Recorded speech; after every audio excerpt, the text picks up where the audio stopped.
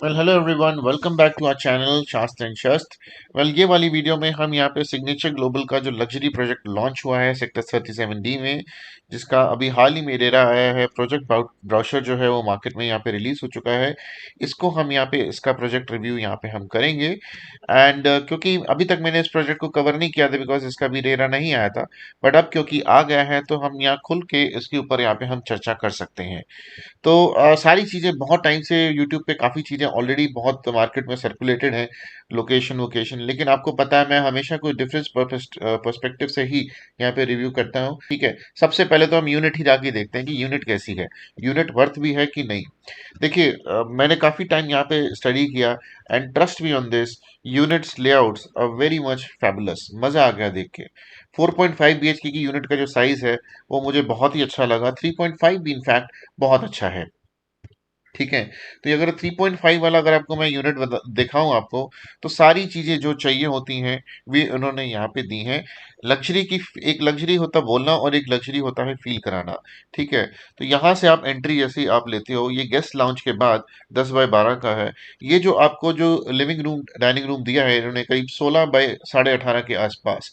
तो ये L shape में बहुत ही बड़ा एक वाव वाली फीलिंग यहाँ पे देता है। Grand lavishness living in dining room का। एंड उसके साथ ही एक आपका आउटडोर डेक एरिया जो कि बहुत बड़ा है, ऑलमोस्ट 7 फीट बाय 26 फीट का। तो एक जो वाव वो लग्जरी चाहिए होती है वो इन्होंने यहाँ पे फील यहाँ पे कराई है। एंड इसके साथ साथ आप, I was very much impressed by seeing the kitchen sizes. Kitchen sizes भी बहुत ही बढ़िया थे, बहुत ही उम्दा किचन साइजेस इन्होंने यहाँ पे दिए हैं। आप देख सकते हो 12 बाय 9 का इन्होंने किचन साइज यहाँ पे दिया है। एंड इसके बाद आपकी यूटिलिटी बालकनी है, यूटिलिटी रूम भी है ना। तो वहीं पे इनके वीआरवी यूनिट्स यहाँ पे खड़े जाएंगे। इसके बाद दो दो बेडरूम्स हैं, दो बेडरूम्स। जो पहला वाला जो गेस्ट बेडरूम है वो एक स्टैंडर्ड साइज का है, 11 बाय 11 का। बट हैविंग सेड दैट, जो इनका मास्टर बेडरूम है वो ऑलमोस्ट 16 बाय 11 का इन्होंने नीट यहाँ पे दिया हुआ है। और ड्रेसिंग एरिया आपका अलग है। ठीक है, तो और ये केवल मास्टर बेडरूम में नहीं है ये चीज। आप ये साथ साथ यहाँ पे देखो, जो आपका दूसरा वाला बेडरूम है वो भी आपका ऑलमोस्ट 15 बाय 11 का रूम है। बट इसमें आपका जो ड्रेस जो वार्डरोब एरिया है वो इंक्लूडेड है। हाँ, 4.5 BHK में आपके एक तरह से दो मास्टर बेडरूम वहां पे दिए हुए हैं, दो ड्रेसिंग एरियाज वहां पे दिए गए हैं। राइट। एंड तीनों बेडरूम के साथ बालकनी अटैच्ड है ना। और इसके बाद आप यहाँ पे देखो कि जो आउटडोर डेक एरिया है वो बहुत बढ़िया है। दोनों मास्टर बेडरूम्स के साथ अगर ये ज्वाइंट करके एक बड़ी बालकनी दे देते तो और बढ़िया यहाँ पे हो जाता। बट इसमें भी कोई कमी पेशी यहाँ पे लग नहीं रही है। This can also workout because ये जो बड़ी बालकनी है आपकी, ये वाली आउटडोर डेक एरिया, ये जो है सारी चीजें कंपेंसेट यहाँ पे कर दे रहा है। किचन बहुत वाव है, मैंने जैसे आपको बताया। और ये पाउडर रूम भी दिया हुआ है। और स्टार्टिंग में आपका यहाँ पे पूजा रूम भी यहाँ पे दिया हुआ है। तो सारी चीजें इन्होंने यहाँ पे कैटर करी हैं। तो ये जो चीज है मुझे बहुत पसंद आई। थ्री थ्री वाला जो आपका जो यूनिट प्लान है, बाकी सारी चीज सेम है। बस इसमें जो लिविंग डाइनिंग एरिया है वो आपका 28 बाय 11.5 के आसपास यहाँ पे दिया हुआ है।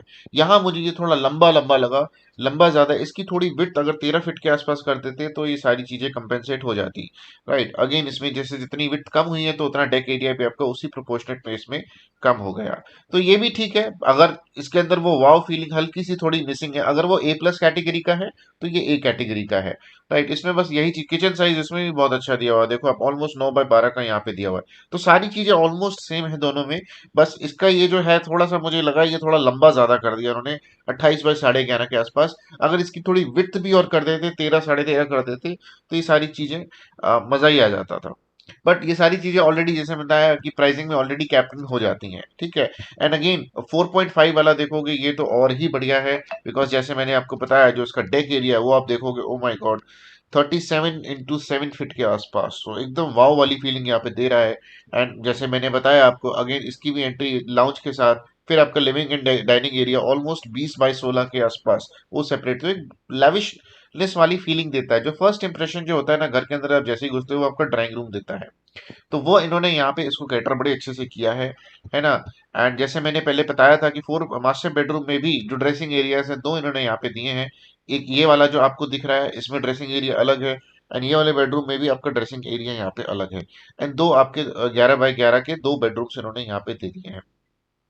तो लेआउट्स आर वेरी ब्यूटीफुल, बहुत सत्य हैं। पहले इंप्रेशन में मुझे बहुत अच्छा लगा। और डेफिनेटली अब हम आगे बढ़ सकते हैं कि बाकी सारी चीजें लेवल 2 पे हम पढ़ते हैं। टावर ओरिएंटेशंस और प्रोजेक्ट किस तरह का है। ठीक है। अब सेकंड लेवल पे आते हैं, जैसे मैंने बताया मैं बॉटम अप्रोच फॉलो करता हूँ। टावर यूनिट्स जो है मुझे पसंद आई। अब हम यहाँ पे आते हैं, देखते हैं कि टावर की ओरिएंटेशन लैंड पार्सल कैसा है। तो अगर आप लैंड देखोगे, लैंड जो है जैसे मैंने आपको पता ही होगा कि दो हिस्सों में डिवाइडेड है। एक बीच में 24 मीटर की सड़क जा रही है सेक्टर की। ध्यान से समझिएगा, ये 24 मीटर की सड़क जो है वो आपकी पर्सनल नहीं है, सोसाइटी की। वो एक सेक्टर की रोड है, तो एक कॉमन एरिया की तरह वहां पे यूज होगी, कॉमन रोड वहां पे रहेगी सारे सेक्टर 37D रेजिडेंट्स के लिए। सेकेंड चीज, क्योंकि दो लैंड पार्सल्स में डिवाइडेड है, तो इसलिए बिल्डर ने यहाँ पे दो क्लब हाउसेस यहाँ पे दिए हैं। एक क्लब ये दिया हुआ है, एक क्लब यहाँ पे ये दिया हुआ है। एंड इसीलिए उसने जो मल्टीपल आपके स्विमिंग पूल्स हैं, जो अमेनिटीज हैं, वो इसलिए यहाँ पे दी हुई है ताकि एक एक ब्लॉक के यूजर्स को जब दूसरे ब्लॉक में जाने के एक्सेस करने की जरूरत वहां पे ना पड़े। ठीक है, तो ये सारी चीजें केटर डाउन इन्होंने यहाँ पे कर दी हैं। ठीक है, कोई आपका शमशान घाट नहीं है, कोई हाई टेंशन वायर नहीं है, रेक्टेंगुलर ऑलमोस्ट कह सकते हो, ठीक ठाक एंडा पेंडा जो आपका, जो जैसे लोग कहते हैं कि लेआउट नहीं है, साइट लेआउट ठीक ठाक है। ठीक है, अब आती टावर ओरिएंटेशंस की बात। टावर ओरिएंटेशंस अगर आप देखोगे, मुझे ये सर्कुलर लेआउट जो है वैसे मुझे ठीक होते हैं। बहुत सी सोसाइटीज हैं, आप यहाँ पे देख सकते हो। गुड़गांव में एक रामाप्रस्था ने अपने टाउनशिप बनाई है, मैप्स को कासापेला है, सर्कुलर लेवल पे होती हैं। ठीक है, तो जो सर्कुलर लेवल पे जो होती हैं, ऑनेस्टली स्पीकिंग, उनका एक पर्टिकुलर सर्कल का रेडियस ही होना चाहिए, तभी अच्छा लगता है। अगर उस रेडियस से अगर ज्यादा हो जाए तो फिर वो ना आपकी प्राइवेसी को ब्रीच करती है। फॉर एग्जाम्पल शाहपुर जी जॉयविले का अगर आप यहाँ पे देख सकते हो, मैं दिखाऊंगा आपको आपको क्या मैं समझाना चाह रहा हूँ। तो अगर आप यहाँ पे देखो कि ये वाली यूनिट है, ये वाला टावर अच्छा है, इसकी एक टावर के कॉर्नर्स अच्छे हैं, बट यहाँ पे जो एकदम जुड़े हुए हैं जो हैं, ये जो हैं, ये अगर अब इस लिमिट में जिस तरह के इन्होंने डिजाइन किया है, ये फिर भी ठीक है, बिकॉज एक की बालकनी दूसरी की बालकनी के साथ इंटरफेयर अभी यहाँ पे नहीं कर रही। तो मैं ये कि आपके लिए लर्निंग भी हो सकता है। फॉर एग्जाम्पल क्या कहना चाह रहा हूँ मैं आपको समझाता हूँ अभी। फॉर एग्जाम्पल आप ये देखो, ये मैक्सको कासाबाले का सेक्टर 83 में जो प्रोजेक्ट है, वो भी एक सर्कुलर वे में है, बट इतना रेडियस चलता है। अगर सर्कल का रेडियस ज्यादा हो तो फिर भी एक बालकनी दूसरी बालकनी से परेशान नहीं करती है।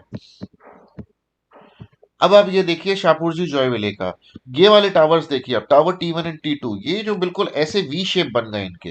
तो जब ये वी शेप बन जाते हैं तो इनकी जो प्राइवेसी ब्रीच है बहुत ज्यादा होती है। इस तरह के जो प्रोजेक्ट्स हैं मुझे पसंद नहीं आते, बिकॉज ये एक कंजेशन की फीलिंग देते हैं। फॉर एग्जाम्पल मैं क्या कहना चाह रहा हूँ, आप ये देखो, ये दो टावर्स हैं, इन दोनों टावर्स के बीच में कोई गैप नहीं है। एक ये बालकनी अड़ रही है और एक ये बालकनी अड़ रही है। तो इवन दो ये प्रोजेक्ट लग्जरी हो के भी पहला इंप्रेशन ऐसा देता है कि ये लग्जरी की फीलिंग ना दे रहा, कंजस्टेड दिखता है, अफोर्डेबल टाइप दिखता है फिर ये। ठीक है, सटे सटे टावर्स दिखते हैं। तो यही मैं समझाना चाह रहा था, ये जो सर्कुलर चीज है ये एक पर्टिकुलर टाइम तक एक पर्टिकुलर रेंज में ही आनी चाहिए। उससे अगर ज्यादा हो जाए तो फिर ये दिक्कत देती है। हैविंग सेड दैट, इनका सर्कुलर ज्यादा है नहीं, चार ही टावर्स हैं। ठीक है, तो किस तरह का आप एक्सपेक्ट कर सकते हो, मैप्स को कासा बिला का एक जो सर्कल आ रहा है, हालांकि वो भी बहुत थोड़ा बीच में जाके कहीं वो भी बहुत आपका स्ट्रिक्ट हो जाता है, बड़ा काफी स्ट्रेट भी होता है, सर्कुलर वहां पे कहीं भी ज्यादा भी हो जाता है। बट ये ठीक है, बिकॉज इन दोनों और इन टावर में तो कोई फर्क है नहीं, यही दो टावर्स की सर्कुलरेशन रह गई है। और यहाँ पे आपका एज सच यहाँ पे कुछ आना है नहीं, तो एक बालकनी से दूसरी बालकनी नहीं बढ़ रही, तो उसको आप कंसिडर यहाँ पे कर सकते हो। ठीक है, तो ये लैंड पार्सल प्रोजेक्ट स्पेसिफिकेशंस की बात थी। काफी सारे इन्होंने अमेनिटीज यहाँ पे दी हुई हैं, जैसे पार्सल्स यहाँ पे आप देख सकते हो, ये सारी चीजें इन्होंने यहाँ पे दी हुई हैं। Pergola, sculpture garden, senior citizen card, या पॉज करके यहाँ पे देख सकते हो, मैं इनको यहाँ पे हाईलाइट नहीं कर रहा। ठीक है, ओके, तो ये जैसा कि आप यहाँ पे लैंड पार्सल देख रहे हो, यहाँ पे इन्होंने काफी अमेनिटीज, स्विमिंग पूल बहुत बड़े बड़े दिए हैं, वाटर बॉडीज भी हैं इसके अंदर, और पोडियम लेवल की पार्किंग है। ये आपकी जो बास्केटबॉल कोर्ट हो गई, लॉन टेनिस कोर्ट हो गए, गार्डन्स इन्होंने यहाँ पे अच्छे दिए हैं, क्लब हाउसेस इनके यहाँ पे रहने वाले हैं, F&B आउटलेट्स भी हैं। तो काफी सारी चीजें यहाँ पे दे रहे हैं, वो सारी चीजें हैं। मुझे जो कमी लगी, टू बी वेरी ऑनेस्ट, एक चीज कभी कभी लगता है, वो मुझे लगता है कि इस प्रोजेक्ट के अंदर अगर आप सारी चीज देखोगे, ये जो लैंड सब कुछ बहुत अच्छा दिया हुआ है, एक बड़े पार्क की कमी मुझे यहाँ पे लगी। एक बड़ा single neat land parcel park यहाँ पे होना चाहिए था। वो कहीं ना कहीं, वो जो 24 मीटर की रोड है, अगर वो ये अगर सेंट्रल में पार्क एरिया होता तो बहुत मजा आ जाता, वो कहीं ना कहीं मुझे इसके अंदर एक गैप लगता है। ठीक है, तो बाकी सारी चीजें आप देख सकते हो, सारी दिख ही रही हैं आपको। ऐसी मेरी फीलिंग आई, मुझे लगा कि एक वो चीज होनी चाहिए कि सोसाइटी का कोई फंक्शन होना है तो मैं कहाँ करूँ। ये जो बीच की चीज आप देख रहे हो, ये भी इनका यहाँ पे क्लब हाउसेज आने वाले हैं।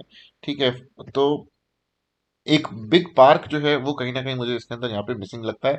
स्मॉल स्मॉल पैचेज़ में ये छोटे-छोटे जो आपको जितने भी ये दिख रहे हैं, फॉर एग्ज़ाम्पल 17 नंबर यहाँ पे एम्फी थिएटर होगा, ये सारी चीज़ें यहाँ पे हैं। बट जिस तरह का एक प्रोजेक्ट है, एक बड़ा पार्क यहाँ पे होना चाहिए था। Anyways, coming back to final questions कि क्या इस प्रोजेक्ट में हमें अप्लाई करना चाहिए? देखिए, जैसे सब लोग कहते हैं कंपनी अच्छी है, लिस्टेड प्लेयर है, लिस्टेड प्लेयर के बेसिस पे नहीं कह रहा कि मैं आप इसे खरीद लो, बिकॉज़ वो एक बहुत ही अलग सेपरेट इश्यू है, उसके ऊपर मैं एक वीडियो बनाऊँगा। बट हाँ, बिल्डर ने, अगर आप देखो, मैं क्यों आपको बोलूँगा, इसको बोलूँगा कि इसको आपको खरीदना चाहिए, बिकॉज़ बहुत सारी स्टोरियां हैं इसके ऊपर जो बहुत सारी मार्केट में सुनाई जा रही हैं कि ग्लोबल सिटी के नज़दीक में है, और क्या बोलते हैं, सेक्टर 37 डी है, बैंगोन एक्सप्रेस है। मैं ये सब चीज़ें आपको नहीं कहूँगा, ये सब चीज़ें तो आपको पता ही है कि ऑलरेडी वहाँ पे हैं, आप जाओगे जो भी प्रॉस एंड कॉन्स हैं आपको वहाँ पे देंगे, ठीक है। आप साइट पे जाओगे आपको सब कुछ फील आएगा। मेरा काम है आपको वो बताना जो और कोई नहीं बता रहा।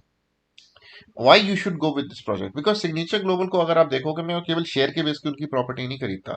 आप ये देखो कि अभी तक द वे द कंपनी से, मैं तो 10-12 साल से इनके साथ हम जुड़े हुए हैं, और गुड़गांव में रह के इन्हें हम देख रहे हैं। जो एक ग्रोथ होती है, एक कंपनी की ग्रोथ होती है, एक विजन होता है कि मुझे उसको, वो हमने यहाँ फील किया है। पहले जब इनिशियली सिग्नेचर ग्लोबल ने अफोर्डेबल में लॉन्च किए थे, तो इसने जब प्रोजेक्ट्स की कंस्ट्रक्शन करनी शुरुआत की और उसके बाद लाइन से प्रोजेक्ट लाने शुरुआत किए, अफोर्डेबल में लॉन्च करने शुरुआत किए, तो लोगों ने कहा ये बहुत सारे इकट्ठे लॉन्च कर रहा है, ये फेल हो जाएगा। बिकॉज पास्ट में सबने ऐसे ही देखा था कि एक बिल्डर ने फटाफट 10 प्रोजेक्ट लॉन्च कर दिया और इकट्ठा फेल हो गया। सबने बोला कोलैप्स हो जाएगा। बट धीमे धीमे धीमे उसका उसने प्रीमियम मार्केट में वहां पे लिया, और विद पैसेज ऑफ टाइम वो जैसे शेयर मार्केट में कहते हैं ना, वो अपना बेस स्ट्रांग किया, कंसोलिडेशन किया। यहाँ पे कंसोलिडेशन कैसे हुआ सिग्नेचर ग्लोबल का? इसने प्रोजेक्ट्स की डिलीवरी करना शुरुआत कर दी। जब प्रोजेक्ट्स अफोर्डेबल हाउसिंग में डिलीवर होने शुरुआत हो गए, तो इसका जो बेस, जो इसने प्रीमियम लिया था, वो जस्टिफाइड हो गया, वो वहां पे बेंचमार्किंग उसकी बन गई। ठीक है। फिर जब ये दीनदयाल में घुसा, तो वहां भी इसने धीमे धीमे कुछ अपनी गलतियां करी थी। फॉर एग्जाम्पल, प्रोजेक्ट डिलेज हो गए बिकॉज एनवायरमेंटल क्लियरेंस नहीं आई थी, इन्होंने लॉन्च कर दिए या जो भी था। बट हैविंग सेड दैट, वो भी धीमे धीमे इन्होंने वहां पे उसको इम्प्रोवाइज कर लिया।